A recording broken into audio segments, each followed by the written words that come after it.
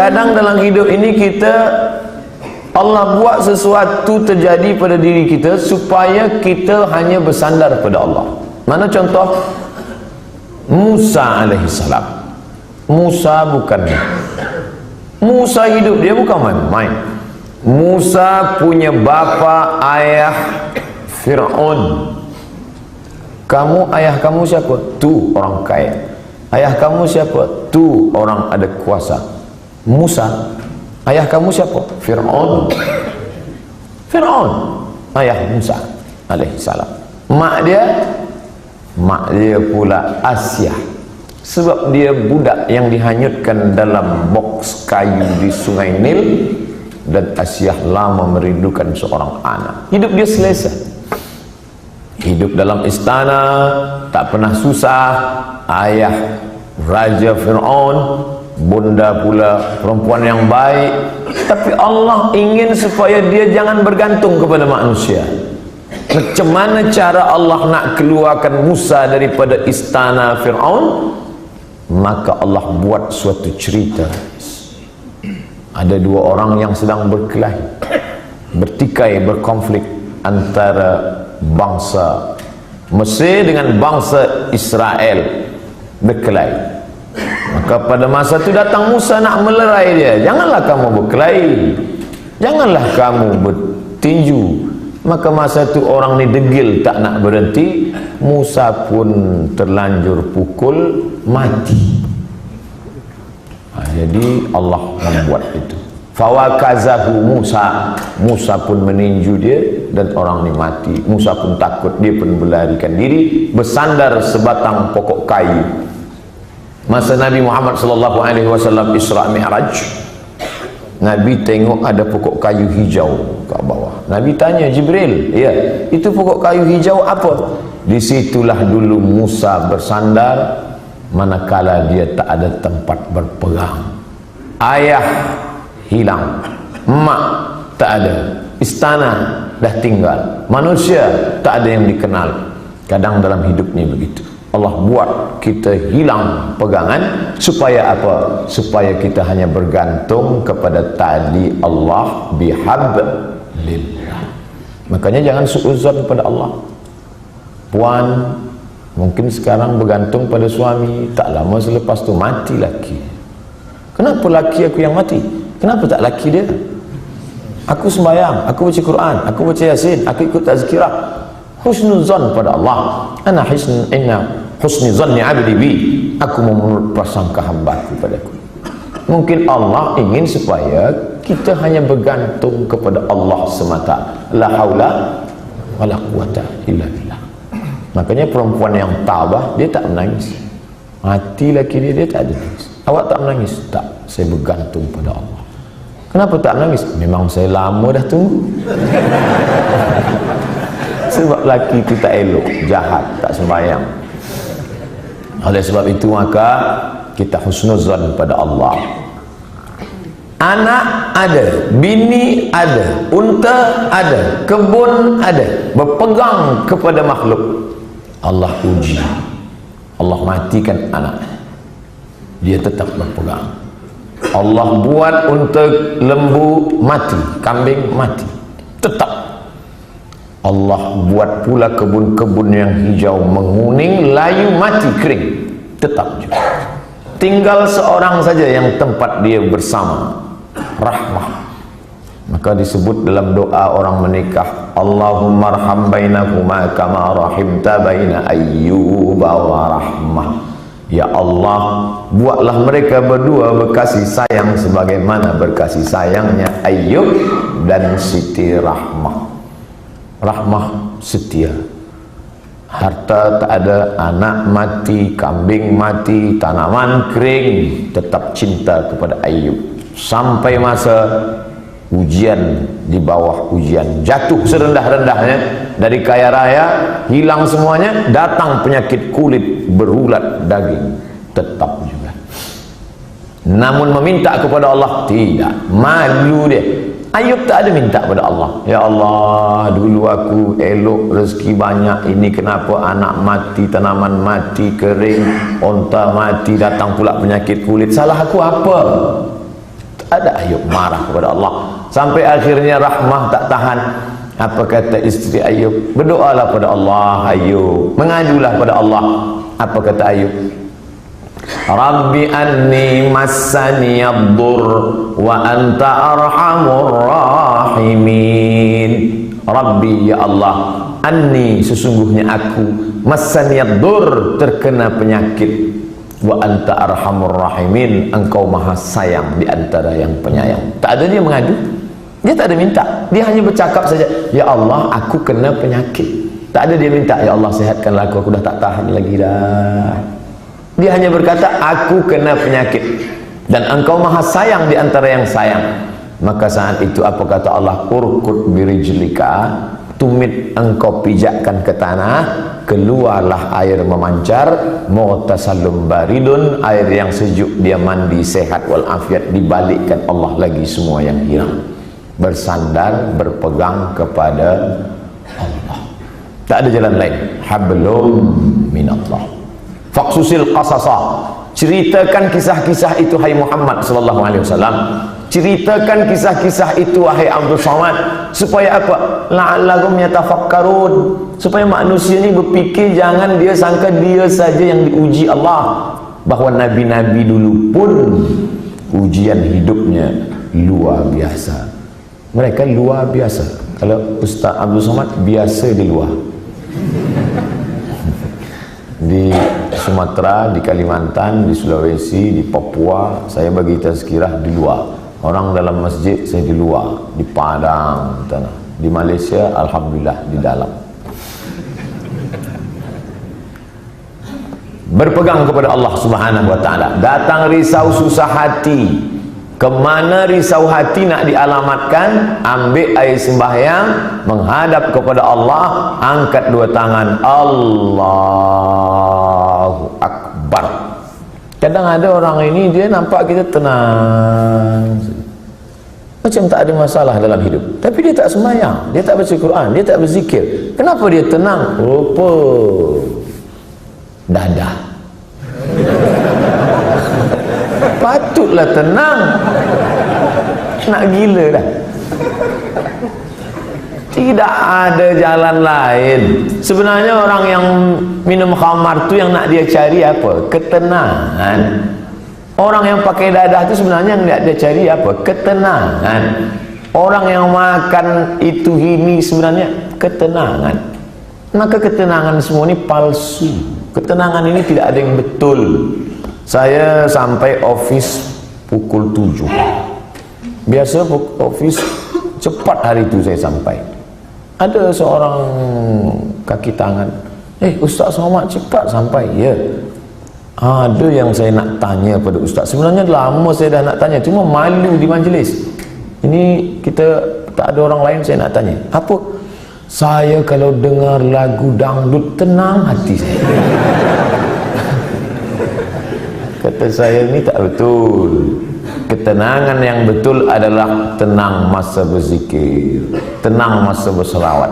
Kadang kita ni jaga pagi tidur, sempit rasa hidup, tak tahu entah apa yang menyusahkan hati, maka lapangkan. Orang lain dia kata, bila anda nak tenang, pejamkan mata, tarik nafas, tarik, tahan. Kita tak diajarkan macam tu. Kita diajarkan hadapi hidup ini, serahkan pada Allah Subhanahu wa taala, berzikirlah. Apa zikir? Kata ustaz ini banyak-banyak berselawat. Bila engkau susah hati, banyak-banyak berselawat. Allahumma salli ala sayyidina Muhammad wa ala ali Muhammad. Allahumma salli ala sayyidina Muhammad wa ala ali Muhammad. Allahumma salli ala sayyidina Muhammad. Kata ustaz ini pula, banyak-banyak berzikir. Afdhalul zikri fa'lam annahu la ilaha illallah. Kata ustaz ini pula, yang paling elok tu tasbih, subhanallah bihamdihi, subhanallahil azim, subhanallah. Jadi awak amalkan yang mana? Itulah ustaz. Sampai hari ini satu pun saya tak amalkan. Habib ini cakap banyak selawat, ustaz ni cakap banyak zikir tahlil. Ustaz, pilihlah. La ilaha illallah 1000 elok, selawat 1000 elok, istighfar 1000 elok. Malulah mana-mana nak bawa tasbih, tak usah pakai tasbih, pakai tangan. Subhanallah, alhamdulillah, la ilaha illallah, Allahu akbar, Allahumma salli ala sayyidina Muhammad. 3 kali pergi umrah, 3 bawa tasbih balik, 3-3-nya tergantung di kereta. Patutlah kereta tu yang tenang. Yang punya kereta risau. Kita berzikir supaya Allah turunkan ketenangan. Letak tenang tu di mana? Di hati. Yang punya hati ni siapa? Allah. Yang menurunkan ketenangan dalam hati siapa? Huwallazi anzalas sakinata. Allah yang menurunkan ketenangan fi qulubil mu'minin, ke dalam hati orang yang beriman. Kadang hati itu macam kopi yang dikacau, kacau balau. Tapi kemudian manakala kita berzikir, terasa dia tenang, tenang, tenang. Pagi nak pergi ke office, Allahumma salli ala sayyidina Muhammad wa ala Muhammad, Allahumma salli ala sayyidina Muhammad wa ala Muhammad, Allahumma salli. Baca dapat dari rumah, makin jam makin banyak. Kalau kita marah, mengamuk, apakah jam itu berjalan? Tidak. Oh, ngamuk macam apa ni? Tinju. Bukan dia bergerak. Kalaulah kita mengamuk dia bergerak, tentu kita mengamuk, kekejap mengamuk, kekejap mengamuk. Dia tidak akan merubah apapun. Maka banyak-banyak berzikir, banyak-banyak berserah. Apalagi kita duduk di kota besar, internasional. Nak berangkat pagi, jam, balik jam, di tempat kerja pula banyak masalah. Bila lagi kita nak dapat ketenangan? Maka tak ada jalan lain kecuali hablum minallah. Berzikir. Saya malu nak bawa tasbih, Ustaz. Okey, ada yang sekarang pasang macam ring cincin, pakai. Subhanallah, subhanallah, subhanallah. Tenang, terasa tenang. Subhanallah, subhanallah. Dapat 100. Subhanallah, subhanallah. Dapat 200. Dapat 1000, ambil gambar.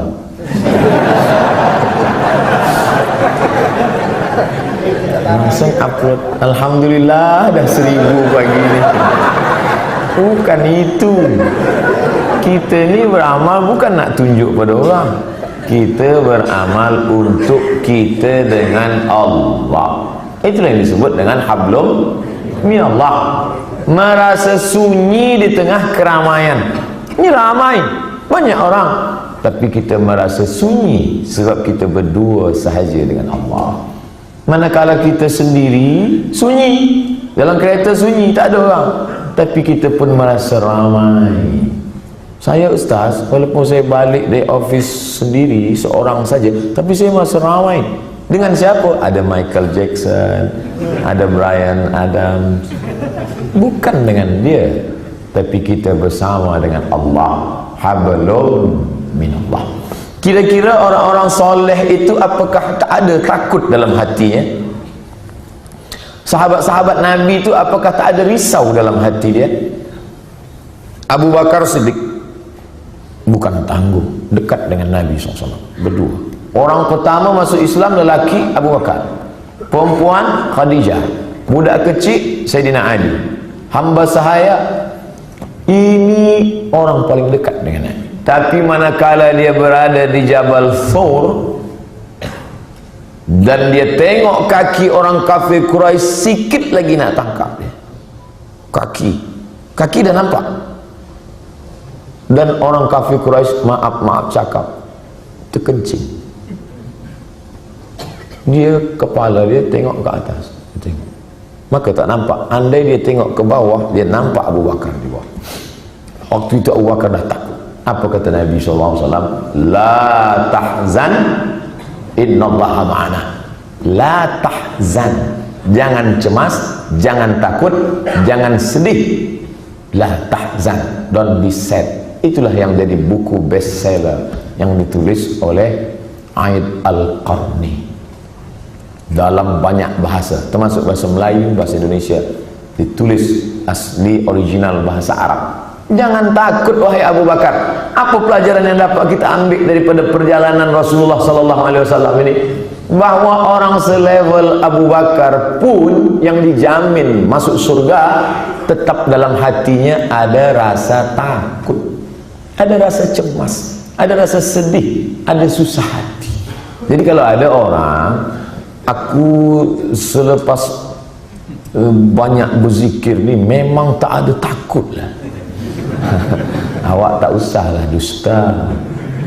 Abu Bakar pun takut, apalagi awak abu-abu. Ustaz Somad ada rasa takut? Ada. Kenapa kita hilangkan itu dengan banyak berzikir, mengusir, menghalau dia dari hati kita? Inilah yang disebut dengan hablum minallah. Innallaha ma'ana. Abu Bakar jangan takut. Idhuma fil ghari, huma, mereka berdua, idhuma fil ghari, ketika mereka berdua berada di dalam gua, idh yaqulu li sahibihi, ketika ia berkata kepada sahabatnya, la tahzan, jangan takut, jangan khawatir, jangan cemas, jangan ngeri. Innallaha ma'ana, Allah bersama dengan kita. Itu juga yang terjadi pada Musa alaihissalam. Ketika Fir'aun mengejar dari belakang, di hadapan mereka laut merah. Maju ke hadapan, mati tenggelam laut merah. Balik ke belakang, akan ditangkap oleh Fir'aun beserta bala tenteranya. Kemana nak pergi? Apa kata orang Bani Israel? Inna lamudrakun. Musa, sekali ini kita memang mati Musa. Tengok ke belakang, tengok belakang Musa, itu Fir'aun dah nak tangkap kita. Di hadapan kita pula laut merah. Innalam mudrakun, kita akan ditangkap. Apa kata Musa? Kalla, tidak. Inna ma'iya rabbi, bersamaku ada Allah. Beza jawaban Musa dengan Muhammad sallallahu alaihi wasallam. Cuba kita tengok bunyi. Kalau Muhammad sallallahu alaihi wasallam, innallaha ma'ana, Allah bersama kita. Kita ramai. Kalau Musa ada, inna ma'iya rabbi, bersamaku, aku saja, kamu tidak. Kenapa beza cakap Musa dengan cakap Muhammad sallallahu alaihi wasallam? Kerana sahabat Musa berbeza dengan sahabat Muhammad. Sahabat Muhammad ketakutan. Orang yang ketakutan, kita bagi dia semangat. Jangan takut, Allah bersama kita. Sedangkan sahabat Musa, mereka menakut-nakutkan saja. Musa, nampaknya tertangkaplah kita ni. Kira-kira sahabat Tuhan selama ni sahabat Musa ke sahabat Muhammad? Bila kawan kita itu ketakutan, pakai jawaban Muhammad SAW. Aku ni takut Ustaz, macam mana nanti bila aku ditangkap, dibunuh? Kal, la tahzan, jangan takut. Innallaha ma'ana, Allah bersama kita. Tapi bila ada yang takut-takutkan saya, Ustaz, nanti Ustaz akan ditangkap, Ustaz akan dibunuh, Ustaz akan diculik, kalla, sekali-kali tidak. Inna ma'iya rabbi sayahdin, bersamaku ada Allah, bersama kamu tidak ada. Kadang-kadang kawan kita ni macam-macam. Ada kawan Muhammad, ada kawan Musa, ada kawan Fir'aun. Makanya kita tengoklah nanti di hadapan. Bila dia, kita tahu dari bunyi cakap dia. Kalau dia takut, engkau lah yang dikatakan Ustaz semalam. Nampak-nampaknya engkau ni kawan Fir'aun.